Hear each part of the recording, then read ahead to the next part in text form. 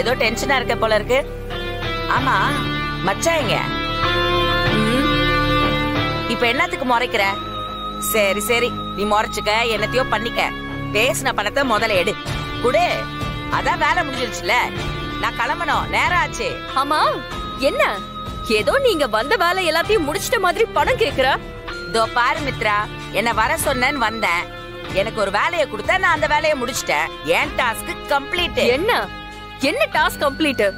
நான் ஏற்பாடு பண்ண பர்த்டேவே நடக்காம போயிருச்சுன்னு நானே எக்கச்சக்க டென்ஷன்ல இருக்கேன். என்ன வெறுப்பேத்தாத. இதோ பாருடா, நான் வெறுப்பேத்துறேனா?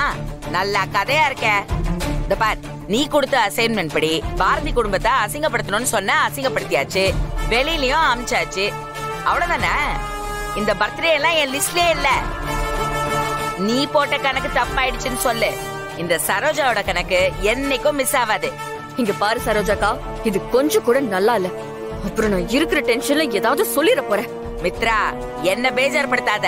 நான் வந்தப்பவே சொல்லிட்டேன், தேவையில்லாம என்ன டென்ஷன் பண்ணிட்டே இருக்க நீ. நானும் அதேதான் சொல்றேன். ஏற்கனவே நான் ரொம்ப டென்ஷன்ல இருக்கேன். என்ன மறுபடியும் கடுப்பேத்தாத. மித்ரா, என்ன பண்ணிட்டு இருக்க?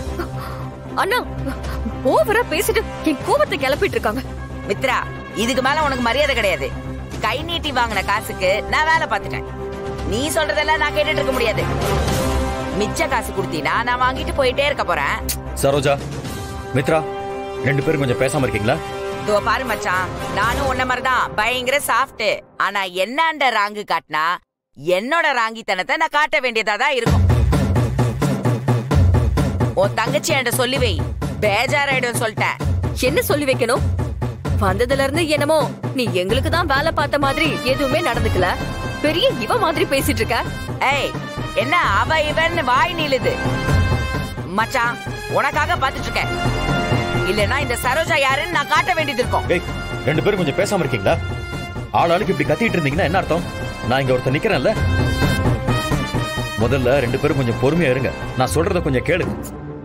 மச்சான், நீ ஆல்வேஸ் ரைட் தான். உன் தங்கச்சி தான் எப்பவுமே ராங்கா பேசுது. உன்ன மாதிரி பொறுமையா அழகா பேசிருந்தா நான் ஏன் டென்ஷன் ஆக போறேன்? மித்ரா, சரோஜா, இப்போ உனக்கு என்ன? பேசின பணம் வேணும், அவ்வளவுதானே? இந்த பணத்தை வச்சுக்க. இதுல நாங்க உனக்கு கொடுக்கறதா சொன்ன பணத்தை விட அதிகமாவே இருக்கு. இன்னைக்கு நீ எங்களுக்கு செஞ்ச உதவிய எங்களால மறுக்கவும் முடியாது, மறக்கவும் முடியாது. மறுபடியும் ஏதாவது வேலை இருந்தா கண்டிப்பா உனக்கு சொல்லி அனுப்புறேன். இப்ப நீ கிளம்பு. அடடடடா, என் மச்சான்னா மச்சான் தான். எவ்வளவு தன்மையா அழகா பேசுற. உன்ன மாதிரி பேச கத்து கொடு உன் தங்கச்சிக்கு. ஒரு நிமிஷம் மச்சான், என் தம்பி அசல்ல அவன் போன் அடிக்கிறான், என்னன்னு கேட்டுறேன். ஹலோ அக்கா, நம்ம போன வாரம் கண்ணம்மாப்பேட்டையில ஒரு மேட்ரிமோனிக்கு அட்வான்ஸ் வாங்கணுமே. ஆமா, என்னவா அவனுக்கு? பாரு, வேலையை முடிக்கணும்னா கூட்டி கழிச்சு பார்த்தா ஏறத்தாழ 5 லட்சம் ரூபாய் ஆகும். அதுக்கு கம்மியெல்லாம் வேலைக்கு ஆகாது. நீ என்னக்கா இவ்வளவு கம்மியா சொல்ற? பாத்துக்கிட்டா 6 லட்சம் அட்வான்ஸ் வாங்கி வச்சுக்கா. டேய், நீ என் தம்பிங்கிறத ப்ரூவ் பண்ணிட்டடா. சரிக்கா, நான் இப்ப கிளம்பிட்டேன், வேலை முடிஞ்சது. நீ அந்த ராயப்பேட்டை ஸ்கூலு கிட்ட வந்துரு, நாங்க வந்துடுறேன். அதெல்லாம் அசால்ட் பண்ணிடலாம், சரியா? அக்கா சீக்கிரம் வந்துருக்கா. ஐ அம் வெயிட்டிங். வச்சுட்டா. அடுத்த அசைன்மெண்ட் மச்சான். இந்த அசைன்மெண்ட்டை நான் கண்டிப்பா மறக்க மாட்டேன். ஏன்னு கேளு, உன்னாலதான் மச்சான். உனக்காகத்தான் உன் தங்கச்சி பேசுறதெல்லாம் கேட்டு பொறுத்துக்கிட்டு கிளம்புறேன். இல்லனா வேற மாதிரி ஆயிருக்கும். உன்னை பாத்துக்கோ மச்சான். அப்புறம் சொல்ல மறந்துட்டேன், நம்ம ஏரியா பக்கம் வந்தேனா ஊட்டாண்டவா ஒரு வாய் சாப்பிட்டுட்டு போ. ஐர மீன் குழம்பு இந்த சரோஜா வச்சானா அந்த தெருவே மணக்கும். நான் வரட்டா? என்ன மித்ரா இதெல்லாம்? கொஞ்சம் பார்த்து ஹேண்டில் பண்ணுங்க. ஏ மித்ரா கண்ணு, என் மூஞ்சுக்கு நேரா இந்த மாதிரி பேசினவங்க யாரையும் நான் விட்டு வச்சதே கிடையாது. ஏதோ என் மச்சானோட நல்ல மனசுனால நீ தப்பிச்ச. அவருக்காக உன்னை சும்மா விட்டுட்டு போறேன். சொல்லி வை மச்சான்.